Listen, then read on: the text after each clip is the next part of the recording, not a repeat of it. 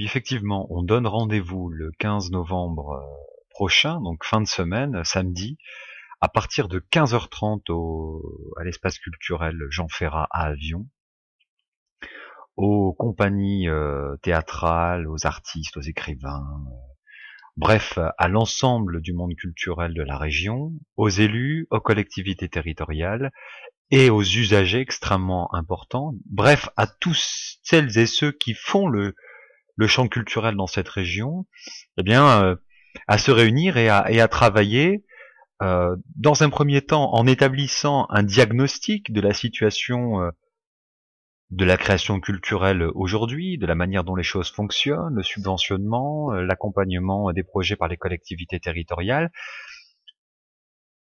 la remise en cause de cet existant avec la réforme territoriale, qui est un flou artistique absolu, hein, y compris lorsque vous avez la possibilité de discuter avec les techniciens au conseil général, au conseil régional ou ailleurs, ils ne savent pas comment les choses vont s'articuler sur les territoires, et y compris dans le domaine culturel. On ne sait pas qui sera prégnant en la matière. Il y a eu la remise en cause du statut des intermittents au travers de la réforme annoncée du régime indemnitaire, qui est une atteinte grave au statut des intermittents, mais qui est bien plus large, hein, puisque c'est une remise en cause de l'indemnisation chômage de manière globale. Et les artistes sont les premiers d'ailleurs à dire qu'ils ne sont pas les seuls concernés par cette réforme.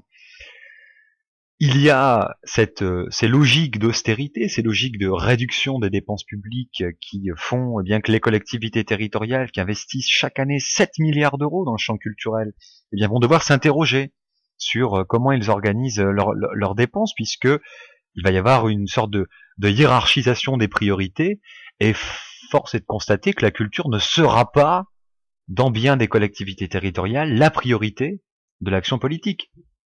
Alors où il faudra faire des choix, la culture sera sacrifiée. Voilà. Donc, toutes ces questions-là seront posées, seront débattues avec, je vous dis, ce regard pluriel de l'ensemble des agents qui sont concernés par le champ culturel.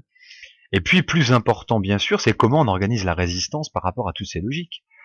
Parce que il y aura une résistance à incarner, il y aura une résistance à construire, et donc il faut que nous réfléchissions ensemble aux pistes de cette future résistance. Ce qui est sûr, c'est que c'est un débat de fond en réalité qui est posé, y compris aux responsables politiques. Mais cette question, elle est éludée dans le débat politique. Personne n'en parle, et pourtant elle est cruciale. C'est quelle est la place de la chose culturelle dans notre société? Quelle est l'utilité de la chose culturelle dans notre société? Est-ce que la culture est là pour être un outil de proximité qui participe à l'éveil des consciences, qui permet d'interroger toute une société sur le rôle du citoyen, les rapports de force existants, notre rapport à la nature, aux autres, qu'est-ce que l'économie politique aujourd'hui, toutes ces questions-là doivent être interrogées par la culture et la création culturelle. Ou alors on décide, comme ce vers quoi visiblement nous sommes en train de tendre, à ce que j'appelle la culture événementielle, c'est-à-dire on aura ponctuellement des initiatives culturelles où on mettra les moyens, où on fera venir des artistes dont on est sûr qu'ils mobiliseront un public, mais on fera de la culture pour faire de la culture. On sera uniquement dans une logique de divertissement et on n'interroge plus la culture et ses finalités. Et c'est ce vers quoi on s'oriente petit à petit. C'est le Main Square par exemple, hein, ça a été Lille, capitale régionale, capitale européenne, hein, c'est ça je crois, de la culture. Ça a été Béthune, capitale régionale de la culture. Donc c'est-à-dire de manière ponctuelle, on va mettre des moyens, mais en ne réfléchissant pas à, je dirais, la pertinence de la programmation qu'on va mettre en place, et puis encore une fois, en ne s'interrogeant pas sur les finalités de la culture et de cette culture que nous défendons, à laquelle nous sommes attachés, cette culture de proximité, toutes ces compagnies régionales qui ont bien du mal aujourd'hui à joindre les deux bouts et qui ont besoin, justement, plus que jamais, d'être accompagnés dans leurs projets. Et notre société elle-même, plus que jamais, a besoin de ces artistes, a besoin de ces compagnies culturelles. Parce que on est au cœur d'une crise, une crise profonde, qui n'est pas qu'une crise économique, c'est une crise de notre système de valeurs, c'est une crise de la solidarité, c'est une crise de la représentation.